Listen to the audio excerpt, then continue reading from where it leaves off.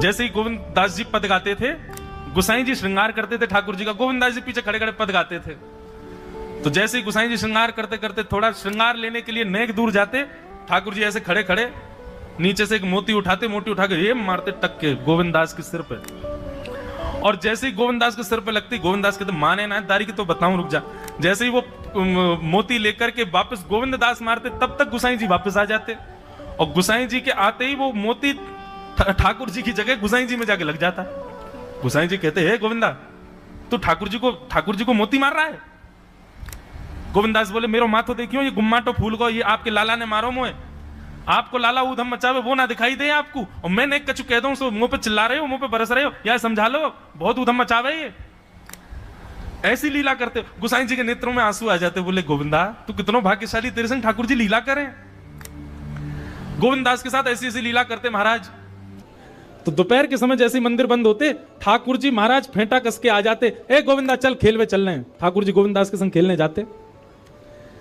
एक दिन ठाकुर जी बोले गोविंदा तू घोड़ा बन जा, मैं तेरे ऊपर बैठ के डोलूंगो। गोविंद दास जी घोड़ा बन गए।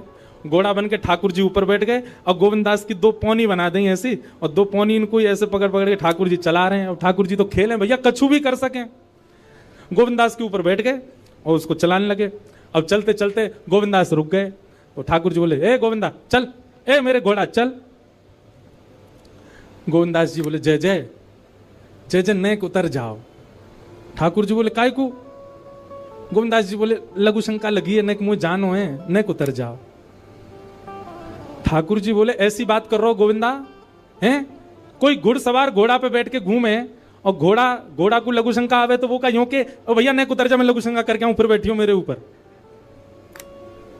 गोविंद दास जी बोले तो कहा आज्ञा? बोले आज्ञा वो ये जो कह रहा हूं, जैसे घोड़ा बिना आज्ञा लिए अपने व्यक्ति को ऊपर बैठा के सब काम कर ले, वैसे तू कर ले। तो गोविंद दास जी ऐसे घोड़ा बन करके चल रहे हैं, ठाकुर जी ऊपर बैठे हैं और सब कर आए काम।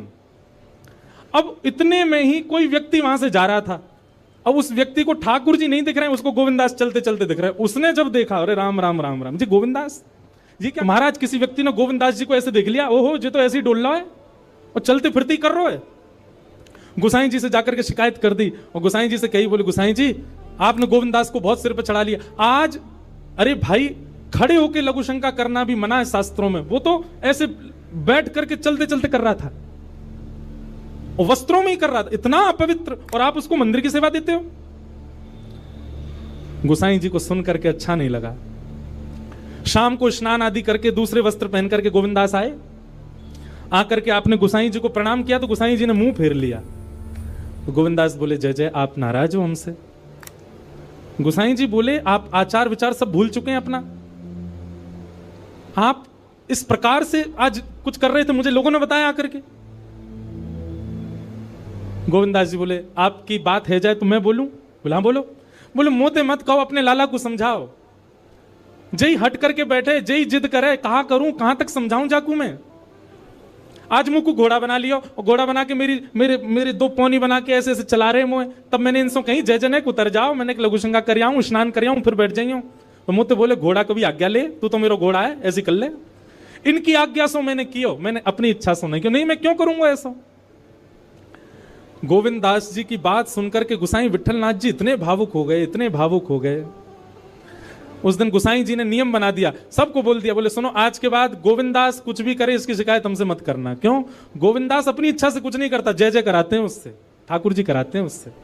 एक बार ठाकुर जी गोविंद दास से बोले ए गोविंदा, बोले हाँ मेरो दाल बाटी खावे को मन हेरो है, तो दाल बाटी चूरमा। ठाकुर जी बोले ए गोविंदा, ऐसे ही बोलते थे, बोले मोए दाल बाटी खानी है। गोविंद दास बोले 56 भोग बनते हैं रसोई में, अपरस में मुंह पे पट्टी बांध करके महाराज रसोईया बनाता है। अपरस में यमुना जी का जल आता है वहां से वृंदावन से, उसके जल में सुंदर प्रसादी बनती है। इतने सुंदर शुद्ध भोजन को छोड़ के यूं कह रहे दाल बाटी खानी है। ठीक है मैं आज बोल दूंगा रसोई घर में बनवा देता हूं। बोले ना रसोई की ना खानी तो? बोले तेरी कदम खंडी में आऊंगा। गोविंद दास जी जहां बैठ करके भजन चिंतन करते थे, मंदिर से थोड़ा दूर था, सुंदर वन था गिरिराज जी में। बोले मां आऊंगो और वहीं पे तू कंडा, वही गोबरी कंडा में बना और कंडा में बना के तैयार कर, मैं आऊंगा वहीं खाऊंगा।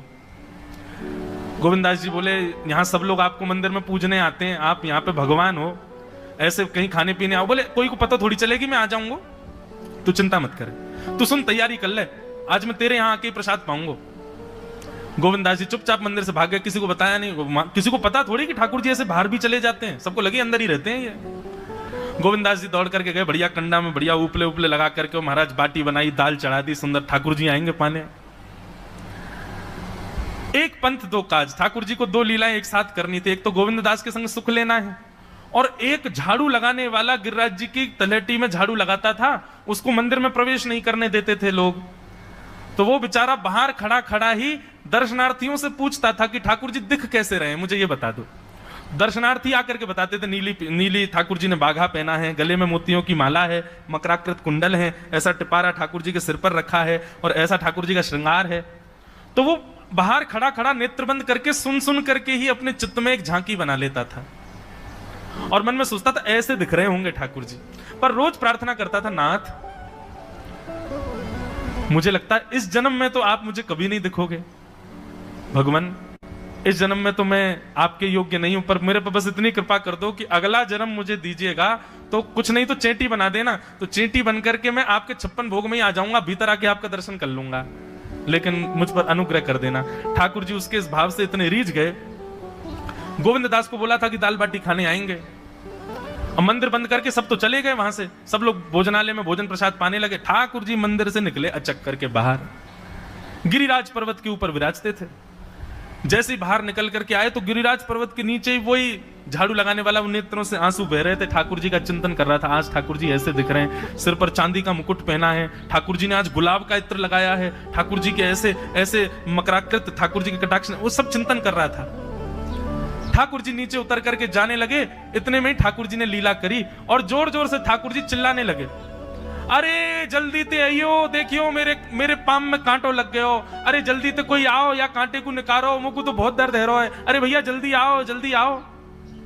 अब ये स्वर जैसे ही सुना उस झाड़ू लगाने वाले ने, उसके नेत्र खुल गए। उसने देखा, बोले कि ये स्वर कहां से आ रहा है। उसने जैसे ही नेत्र उठा करके ऊपर देखा, तियों की माला पहनी है, मकराकृत कुंडल पहना है, चांदी का मुकुट चमक रहा है मस्तिष्क पर, ठाकुर जी के केश घुंघराले लहरा रहे हैं, और ठाकुर जी अपना एक पाम हाथ में पकड़ करके और एक पैर पर लंगड़ी जैसे खेलते हैं, ऐसे ठाकुर जी कूद रहे हैं यहां से वहां। नीचे से झाड़ू लगाने वाले लगे, अरे ऐसा पुरुष तो मैंने जीवन में कभी नहीं देखा, ये कैसा पुरुष है। नीचे से ही ठाकुर जी को देखने लगा। अब स्वरूप उसको पता था, तो उसने कहा ये जरूर ठाकुर जी होंगे, वहीं से प्रणाम करें। ठाकुर जी बोले प्रणाम कर रहा हूं, दारी के जल्दी ऊपर आ, कांटो लगो मेरे पाम में, या को निकार। बोलने लगा, बोले मैं ऊपर नहीं आ सकता, गुसाई जी मारेंगे, सब लोग डांटेंगे मुझे। अरे नहीं गुसाई जी ऐसा कुछ ना कहें, ये सब तो बाहर के लोगों ने नियम बना दिए, मैं तो सबसे मिलूं, तू आजा जल्दी ऊपर।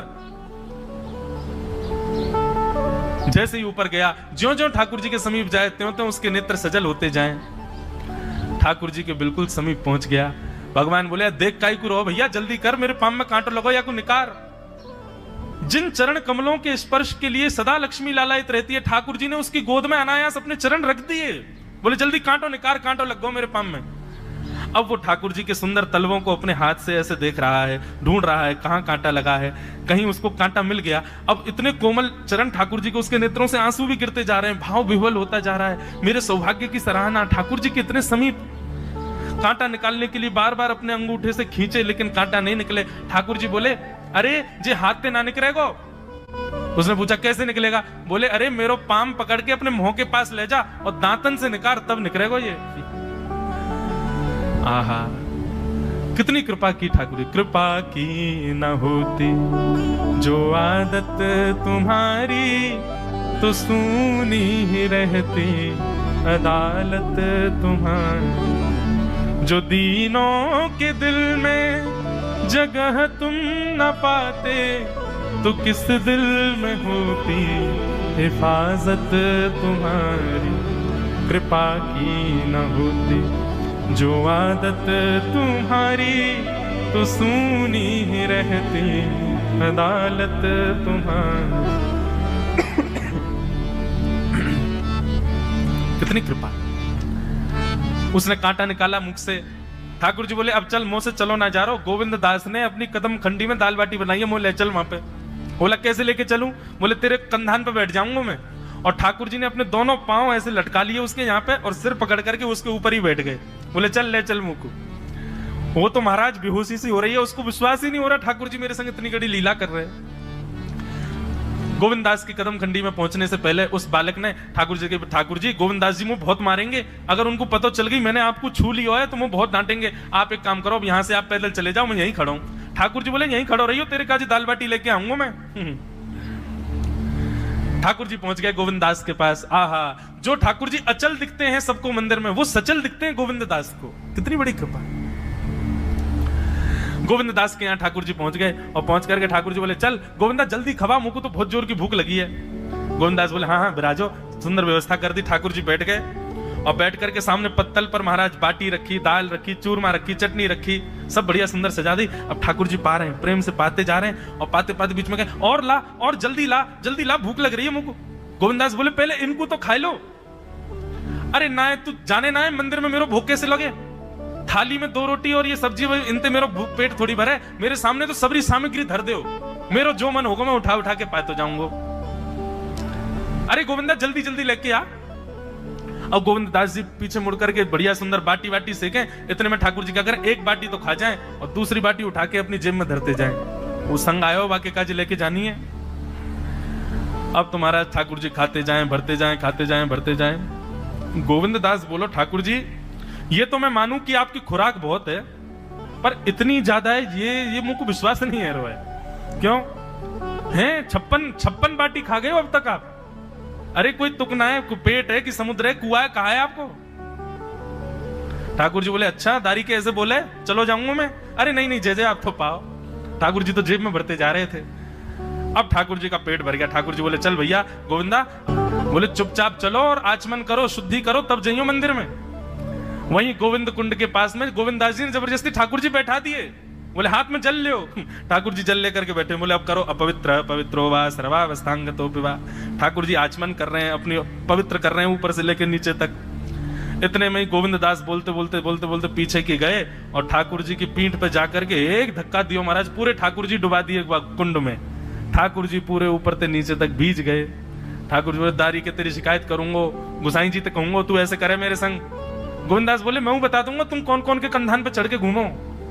हम मंदिर के लिए इतना नियम बना रखो है, नहा के आओ, धो के आओ, हाथ पांव खासा करके आओ और कुछ अपवित्र वस्तु मत छीलेना, अपरस में रहना, गीला वस्त्र तन पे होना चाहिए। आपकी सेवा के लिए इतने नियम और खुद क्या कर रहे हो? ऐसे गोविंददास वो कह रहे हैं यद्यपि रूप गुण शील सुधरता, इन बातन नारी है